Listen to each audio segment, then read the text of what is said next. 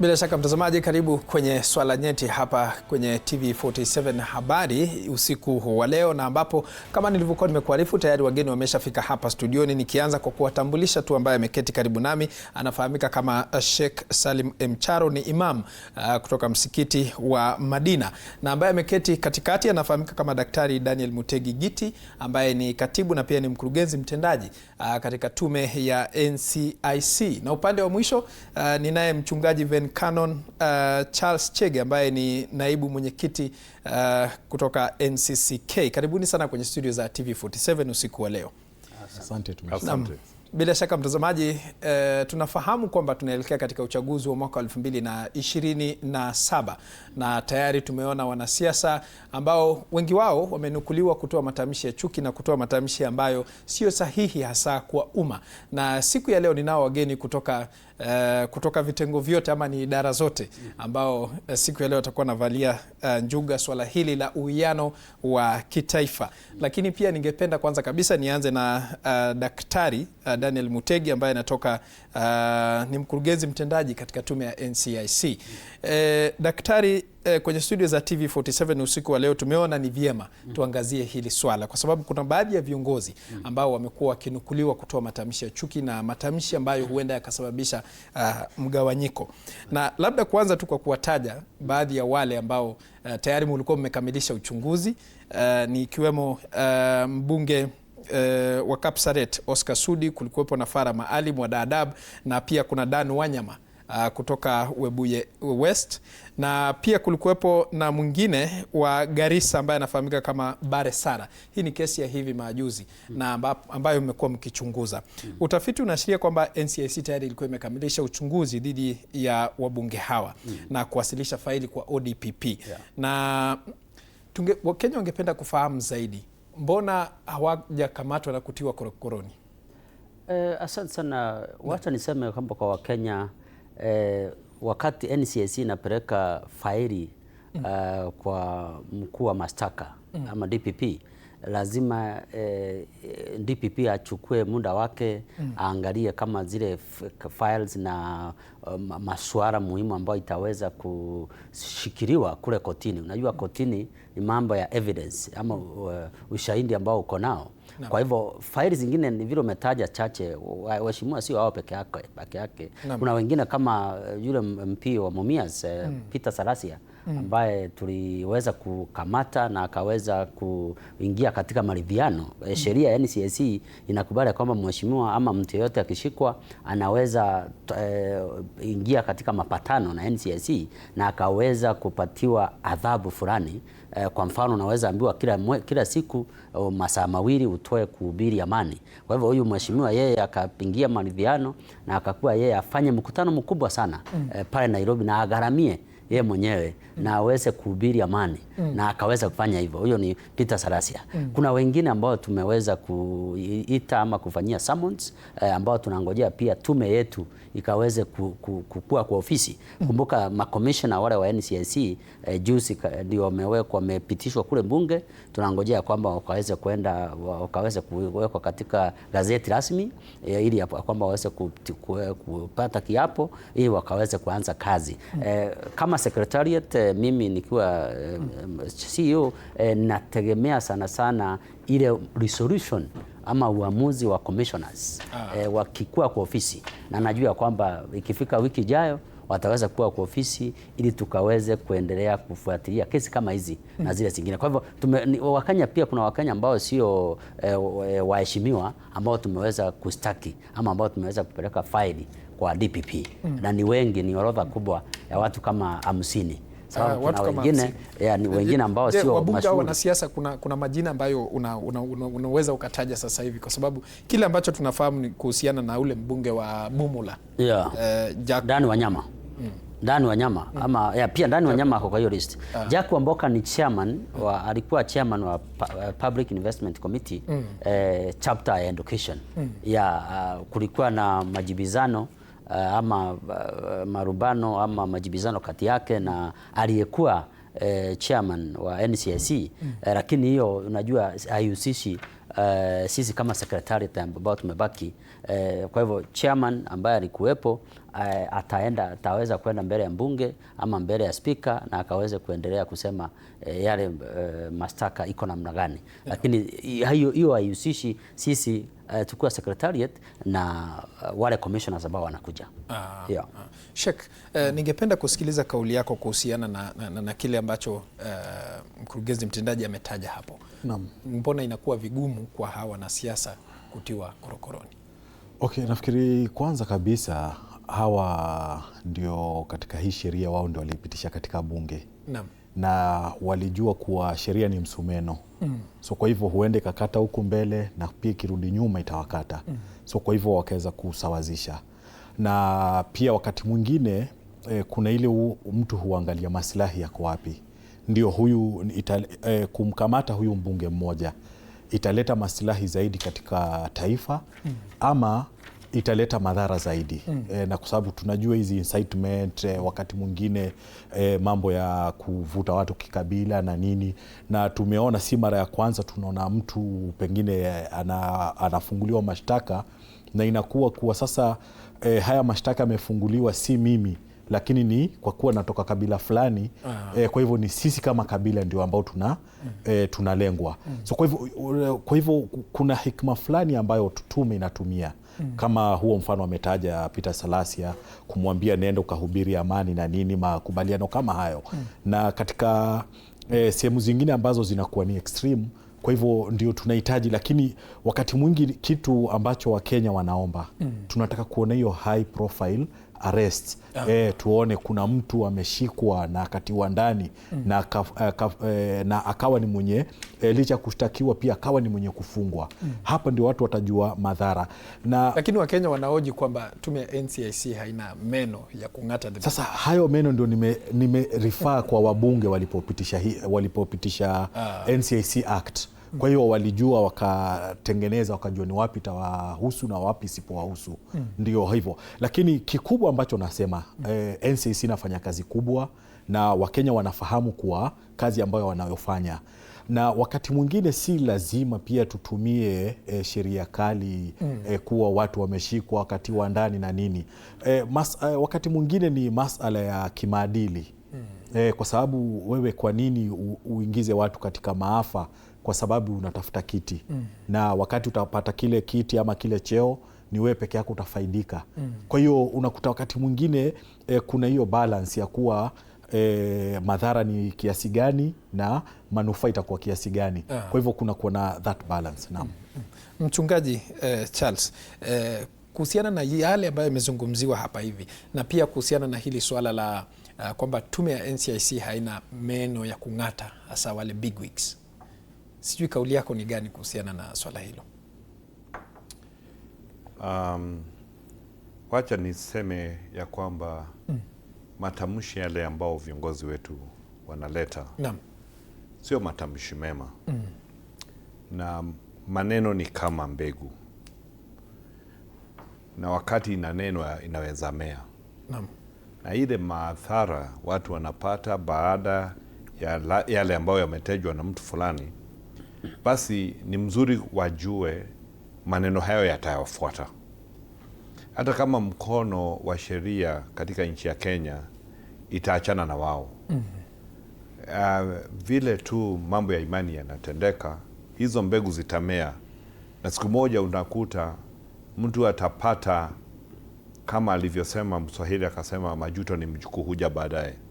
Unaweza kuta tu huyo mtu hata wakati hayuko bunge, jambo linatendeka kwa mjukuu wake ama wajukuu wake, na watatumiwa vibaya tu vile wanatumia watu vibaya. Na maneno itaanza tu hivyo tu kimchezo, kama wanavyofanya kimchezo. Na majuto ni mjukuu, watu watajuta. Na kwa hivyo mimi nafikiri tume la NCIC inatakiwa kuwa proactive. Wao wasikome kuwapeleka katika mashtaka. Na kwa sababu siku hizi tuna social media, wawe wanafanya address ambazo ni official, ili kazi yao inaonekana.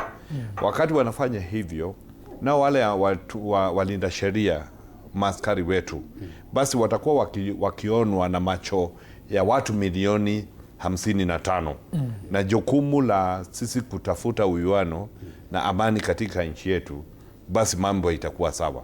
Na ni mzuri kwa kweli watu wakifanya jambo kama alivyosema daktari hapa, hilo likitendeka pia linawekwa katika uwazi, ili mtu ambaye hawezi karamia basi aushone mdomo, na hiyo itasaidia. Asante. Daktari Daniel Mutegi, Yes. kuhusiana na hili swala la kuelekea, kabla tujaelekea mwaka 2027, ningependa kufahamu kuhusiana na, kwa sababu mara nyingi mmekuwa mkiitisha prosecutorial powers ambayo mnataka, mnahisi hiyo itasaidia kusuluhisha swala hili, na mmefikia wapi katika kufuatilia hilo swala? Asante sana. Tangu niingie katika hii kiti ambayo nimekuwa ya CEO, nimeweza na commissioners wale ambao wametoka, tumeweza kuzungumza na bunge na tukaweza kutoa ile NCIC Amendment Act ambayo ama bill ambayo imekuwa kwa bunge kutoka 2014, ikaweza kutoka second reading ikaenda ile tunaita third reading. Kuna mapendekezo kadhaa ambayo tumeweka pale ambayo tunahisi ya kwamba tukiweza kupewa yale mambo tunaitisha pale, tutaweza kuwa na nguvu zaidi, kama vile mhubiri hapa amesema na imamu hapa amesema ya kwamba jambo la kwanza tunataka tuweze kusika kusaisha ama kuvet wale political aspirants, ya kwamba mwanasiasa yote ambaye anasimama ama anagombea kiti akimalizana na IEBC ama kabla aende kwa IEBC anapitia kwa NCIC. Kama wewe uko na kesi ambayo inasalia ama umekuwa na matamshi ya kuleta chuki na uchochezi, tunakunyima wewe hati ama ile certificate. Jambo la kwanza. Jambo la pili, tumeomba ya kwamba tukaweze kupatiwa ili inaitwa prosecutorial powers. Tukaweze sisi wenyewe bandara ya kushika mtu ama kufanya uchunguzi alafu tupelekee DPP aangalie kama kuna makosa ama threshold imefikia ama atarudi kwetu ama ataenda mbele. Sasa sisi wenyewe, sababu pale kwa NCIC tuko na mawakili, tuko na watu wa DCI, tuko na polisi. Kwa hivyo hakuna watu hatuna. Ni ile power tu tunataka. Kwa hivyo tunaomba tupewe hiyo power kwamba tukiona makosa imefikia kulingana na sheria, basi sababu ile sheria tuko nayo sasa ni kifungu cha 13 ndio kinarejelea mambo ya semi ya chuki ama semi ya uchochezi. Kwa hivyo tukaweze kuchukua yule mtu tukaweze kumpeleka yeye mkotini mara moja. Na vyombo vingine vya kiserikali vimeweza kupewa hiyo mamlaka. Unakuta kama KRA siku hizi ikikushika sio lazima iende ipeleke DPP, wako na polisi, wako na mawakili, wako na wanakupeleka moja kwa moja na mambo ya tax ama ushuru. Kwa hivyo sisi tukipata mtu tunampeleka direct. Jambo la pili. Jambo la tatu lile tunaomba ni ya kwamba NCIC ikaweze kuwa na ile inaitwa funding ama hali ya kifedha. Sababu unakuta kwamba kama sasa kuna mzozo kule Garissa, Kitui na Tana River, na sababu ya ukosefu wa fedha hatuwezi kwenda kwa ground vile tunahitajika kule Kitui tukaweze kusuluhisha, sababu imamu na mchungaji hapo wanajua kwamba kujenga amani ni mzuri zaidi hata kuliko kutuma polisi ama kutuma vyombo vingine vya kiusalama. Kwa hivyo hatuna fedha za kwenda pale na kuanza kuongea na jamii zile. Kwa hivyo jambo la tatu ni tuweze kuwa na financial independence. Na jambo la nne, kabla niendelee sana, ni ile tunataka ile inaitwa hali ya kwamba sisi kama NCIC tutaweza kukua independent na that vile tuko sahihi. Kumbuka tunategemea wizara zingine kufanya kazi yetu. Na unajua Wakenya wakiangalia NCIC wanaona kama ni tume huru kulingana na kipengeza cha 15 cha katiba ama chapter 15 commissions and independent offices. Kwa hivyo tunataka tukiweza kupata hizi mambo manne tutaweza kukua proactive, tutaweza kuwa tunajua jambo likitendeka, kuna fedha ya kwenda pale, tumeongea na wananchi kabla hata polisi wakuje, tumemaliza shinda na Wakenya wameendelea kwa amani. Mambo manne. Sheikh, lakini pia daktari, tutarajia mpaka lini ndio itaweza kupitishwa na third reading? Kuna matumaini? Kuna matumaini sababu wale wanakamati ama commissioners wetu wakikuja, tutawapeleka kwa mbunge mara moja tukaweze kumaliza, sababu wabunge wamekuwa radhi kutusaidia sana. Ile kamati ya cohesion and integration ambayo inaongozwa na Mheshimiwa Adan Haji imesukuma hilo jambo sana. Tunatarajia mwisho wa mwaka huu tutaweza kuwa na NCIC Act mpya ambayo inatupatia hizi mamlaka. Shek, kauli yako ni ipi kuhusiana na kile daktari ametaja pale, kabla sijarejea na swali lingine? Okay, nafikiri ni jambo la msingi katika hayo ametaja. Ni msingi kwa kuwa kwa sababu alivyotaja, unaona huwa ni kuna njia mrefu sana ambayo inafuatwa kabla iweze kufikiwa katika yale ambayo nimetaja kuwa Wakenya wanatarajia waone ile high profile arrest. Lau kama wangelipata zile nguvu ambazo zinahitajika na kama vile KRA na wengine, unajua ingekuwa ni direct, zile prosecutions zinakuwa za moja kwa moja na ingekuwa ni rahisi kuweza kuwajibika. Pia ametaja nukta moja ambayo ni ya msingi sana, kwa sababu unajua wakati tunapoona kuna mizozo ama kuna mfano wake ni haya matamshi ambayo ni ya chuki, wakati mwingine kuliko kule kuadhibu, ni vizuri huwa iweko katika kuna ile hali ya kuwa na uwiano na makubaliano. Si kila wakati unajua, hata unapokuwa mzazi pale nyumbani, si kila kosa mtoto atafanya atakuwa ni mwenye kuadhibiwa. Kuna wengine hata ataonyokwa mdomo kaambiwa hili ni kosa na hutakiwi. Na makosa mengine wale wanaoyafanya siku hawajui, wanajua, lakini sengine ni kwa zile hisia ambazo wamesukumwa nazo. Yuko katika kampeni akaona atoe haya matamshi, pengine atampatia umaarufu ama na vitu kama vile, lakini inatakiwa baadhi iwe ni yenye kuwekwa katika mizani. Ni matamshi ya aina gani? Ni matamshi ambayo yataleta mtafaruku, yataleta fujo, yataleta ghasia, yatasababisha vifo ama umwagikaji wa damu. Kwa hivyo ikiwa itafika katika hichi kiwango, hapa hakuna mazungumzo, hakuna msamaha. Lakini pale ambapo inapoonekana kuwa ni jambo tu la hivi, ni masala kama vile ambavyo wametaja, inakuwa wakati mwingine inakuwa ni jambo ambalo ni la hekima. Asante sana Sheikh. Zikiwa zimekatika dakika 58 baada ya saa 1 kamili saa za Afrika Mashariki, wacha tuchukua mapumziko mafupi, lakini tukirejea tunakuja na mengi zaidi, kwa hivyo usibanduke.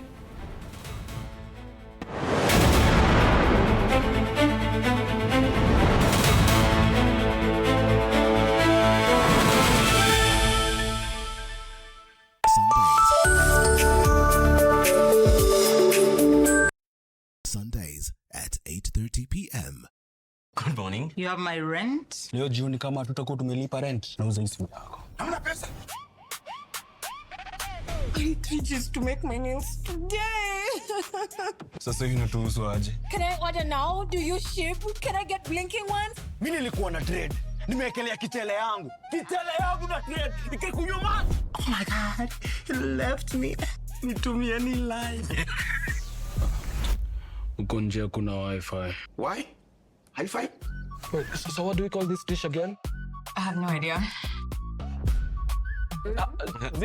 The cucumbers are there specifically for my beauty routine. Tangu lini kero umeka kwa beauty product? Na ameenda. Tunafaa tukuwe na logo yetu. Like, si ni brand already. You won't entertain divas. No. I'm not dealing with a man child. Amazing. Nishapenda hii energy. Sundays at 8:30 p.m. on TV 47. Saturday at 8:30 p.m. My father used to tell me that our hotel is the home for travelers. I guess I forgot that. Recently, it's been more of a mirror of my own ambition. Booyah! We might fail. We will probably fail, but not for a lack of trying. So for the last time, and the first time, welcome to Connect In, the best experience in Eastern Central Africa and its environs. Saturday at 8:30 p.m. on TV 47. Wednesdays at 8:30 p.m. This is a very serious place. I see that. Surely. Hey, Nyumba. This is the place. Just for a few days. Rule number 2. Kwani Google inajua maisha yangu wewe? That's my seat. It's a chair. It was hers. You're new here? Yes. You learned the rhythm. This place is run by structure. Structure. It is a system. Ni venye tu ni system haisikizi. And what happens if something you haven't chosen enters your day? I remove it. That's not always going to be possible here. Then you are going to have a problem. Noted. What are you planning? To escape from a resort? This is not a resort, my friend. This is a storage. Wednesdays at 8:30 p.m. on TV47. I just want to be in the zone. Nairobi, where the hustle never sleeps and neither do the scammers. Link Up, we are talking about something that's affecting all of us. We are talking trust. We're diving into the campus.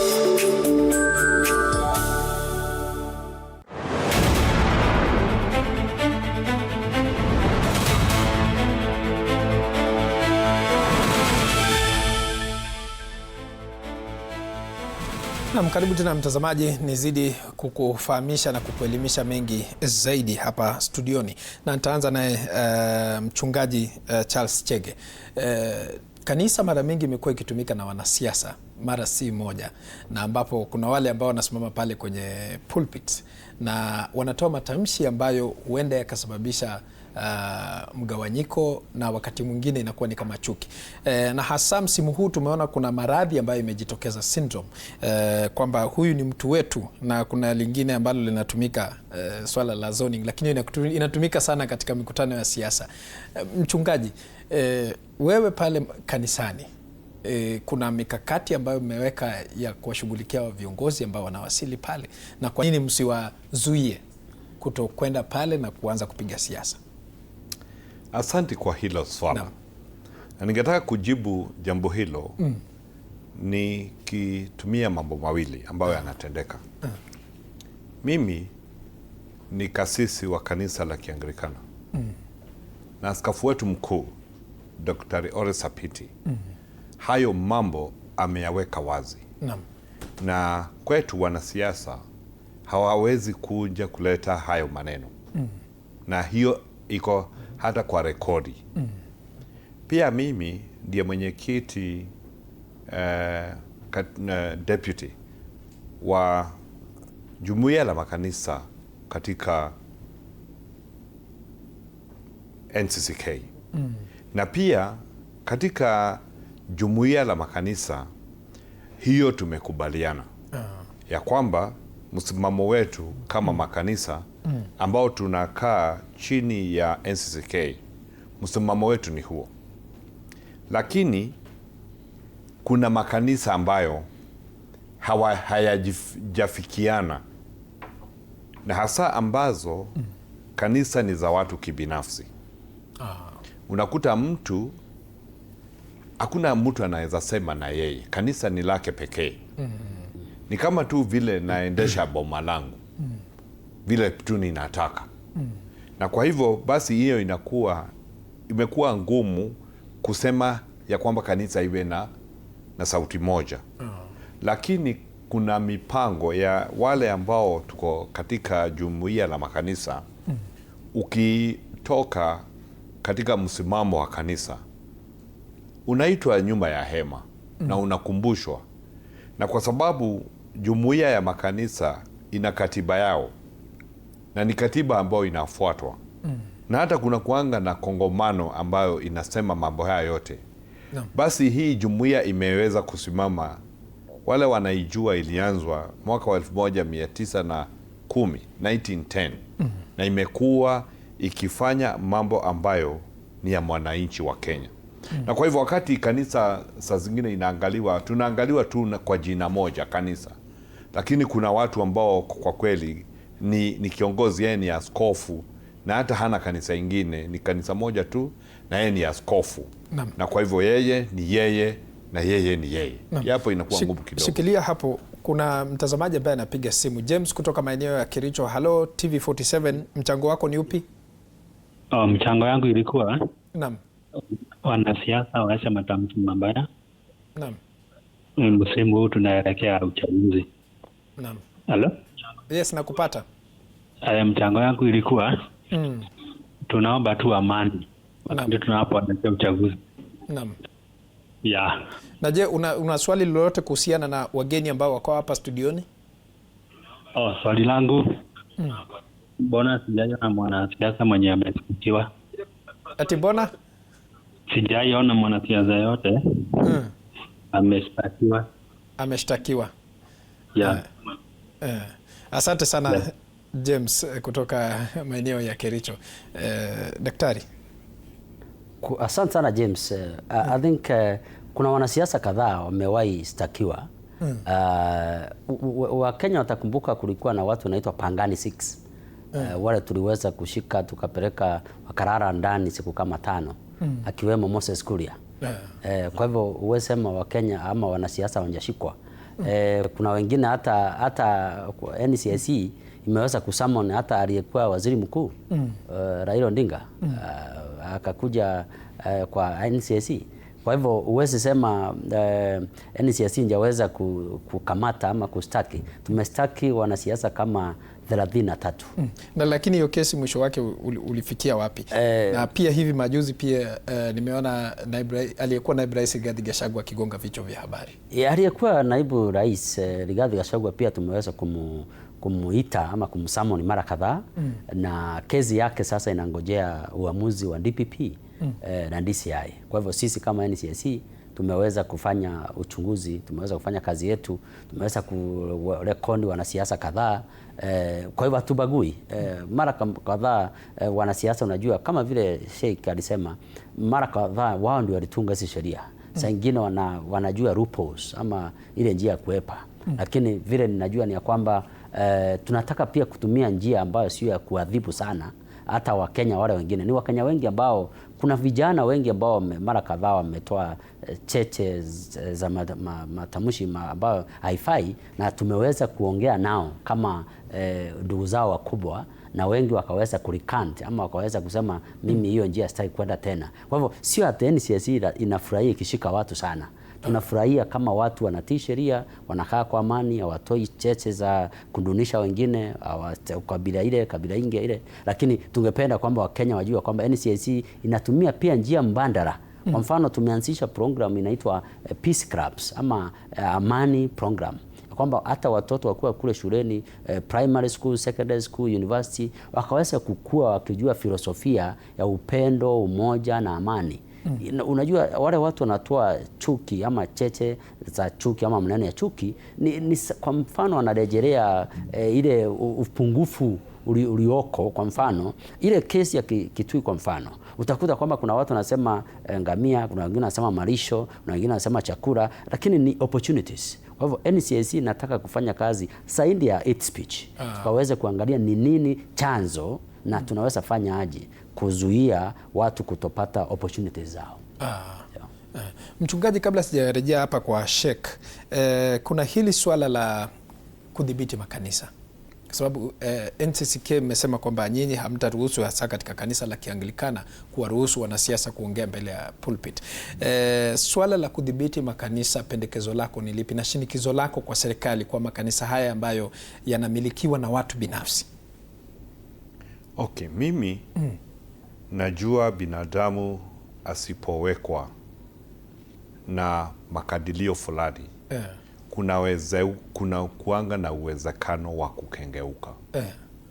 Na kwa hivyo mimi naona kunatakiwa kuangalia kanisa, lakini isiangaliwe na polisi, isiangaliwe na watu ambao sio wa kanisa. Itafutiwe tu viongozi wa kanisa, wangozi ambao wana heshima yao na wanajiheshimu pia. Wawe hao ndio sasa wamewekwa ili waangalie makanisa mengine. Wale ambao wanajua katika historia ya NCCK, Jumuiya la Makanisa, kitambo kile ilikuwa inatumika na serikali kuchunguza makanisa kabla hayajasajiliwa. Na hiyo ilikuwa inasaidia sana kwa sababu itaangalia hata kama mtu ameenda shuleni. Na hilo jambo ni muhimu. Tunajua maji yalimwagika wapi sasa? Haya, kulitendeka hivi. Wakati serikali ilikosolewa sana na Jumuiya ya Makanisa, viongozi wengine wa kiserikali wakafikiria tuondoe hii maringo ya jumuiya ya makanisa kwa hii jambo wanatufanyia, na hapo ndipo mambo mabaya yalifunguka. Sasa hii usajilishaji wa makanisa basi ikarudishwa katika Sheria House. Na hiyo jambo sasa ikapunguka. Bila kuuliza mtu, unaweza hata sasa fanya katiba yako na AI na utafuta viongozi wako na in 3 days ama 72 hours uko kwa age ukitaka kanisa lako lisajiliwe. Zamani zile ulikuwa unatakiwa upitie NCCK, na si ati unapitia hapo ili uwe mmoja wao. Hapana, ilikuwa tu kichungi, na kwa sababu NCCK imekuwa ya mwananchi, ilikuwa inafanya jambo hilo bila kuuliza hata shilingi. Ilikuwa tu njia moja ya kuhudumia Wakenya. Na unajua mambo haya, wapendwa, tunajua hata wale ambao wanatusikiza, katika hata Biblia kuna kipengele fulani unaweza kitoa mahali kimeandikwa na ukitumie vibaya. Na watu wamedanganyika hivyo. Na kwa hivyo jambo hilo ya kuangalia watu wawe chini ya ulinzi fulani ni muhimu sana. Lakini pia nilikuwa nataka kuchangia kidogo kwa NCIC way forward. Kwa sababu kwa kawaida sisi wa Kenya tunafanya mambo ambayo tunaitwa reaction. Jambo limetendeka na basi lingine likafanywa. Katika mawazo yangu, mimi nafikiri tunatakiwa kuwa na watu tunaita mabingwa wa kuleta amani. Na kama tu katika darasa kuna kiranja prefect, basi kila darasa washikane na elimu, wizara ya elimu, ili katika darasa kuwe na bingwa wa amani. Na pia unaenda kampuni fulani kama breweries, kuwe na mabingwa wa amani. Si kazi ya kulipwa tu, ni vile tu watu wanapewa baji ya heshima. Tukienda katika mahospitali, tuwe tuna clerks, tuwe tuna madaktari, tuwe tuna mawatchman ambao ni mabingwa wa imani. Na hiyo itafanya tuwe tunabadilisha dunia.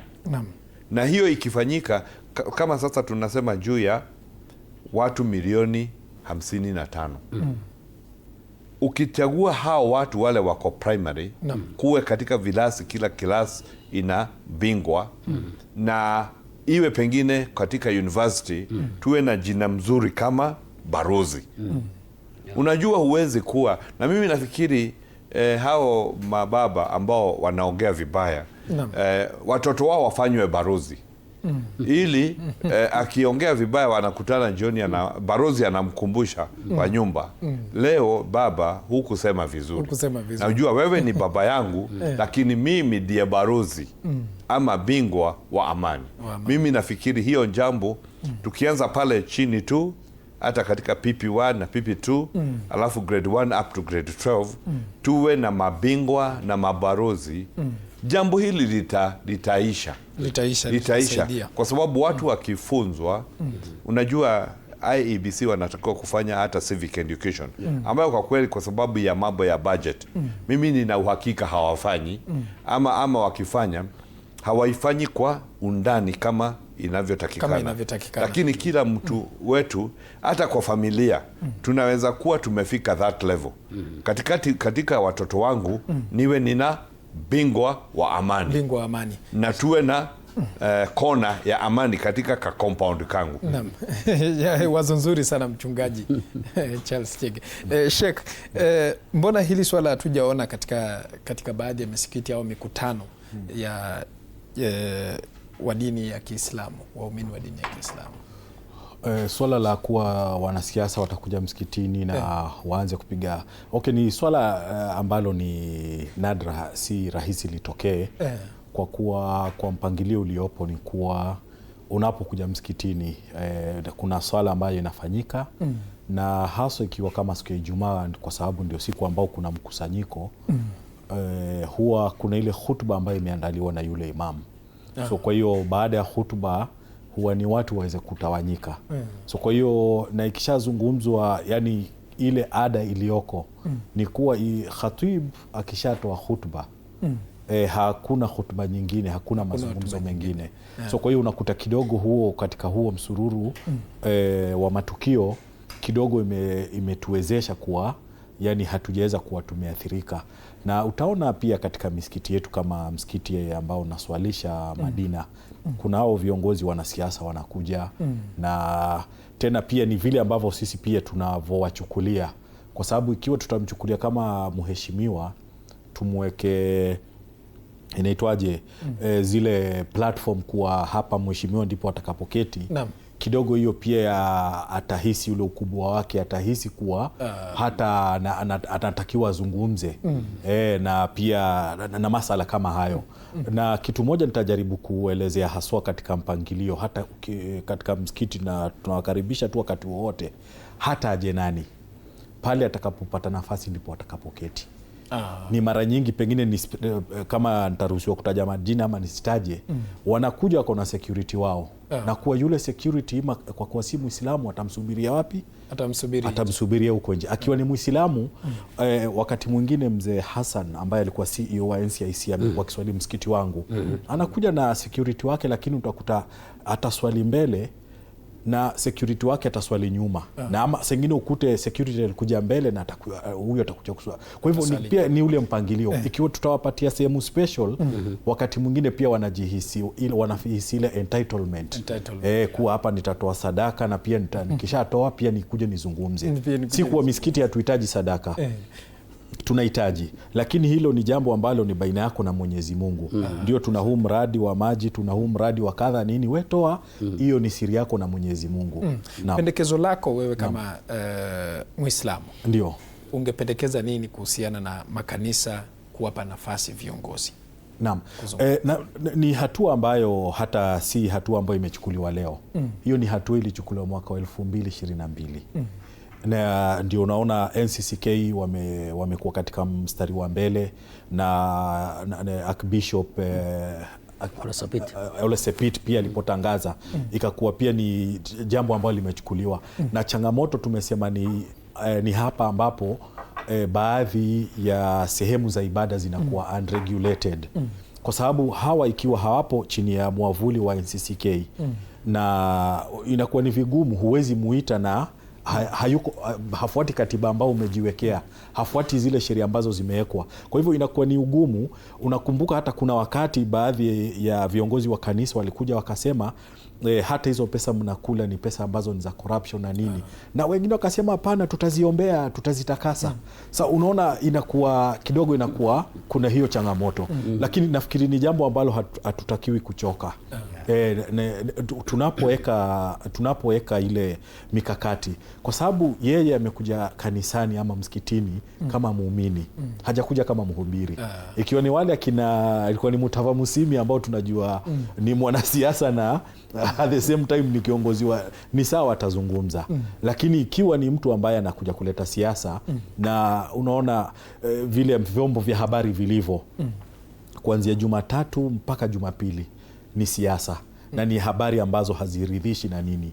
Kwa hivyo unaona Ijumaa, Jumamosi, Jumapili ni siku ambao kidogo uende uweze kutafuta ile divine intervention.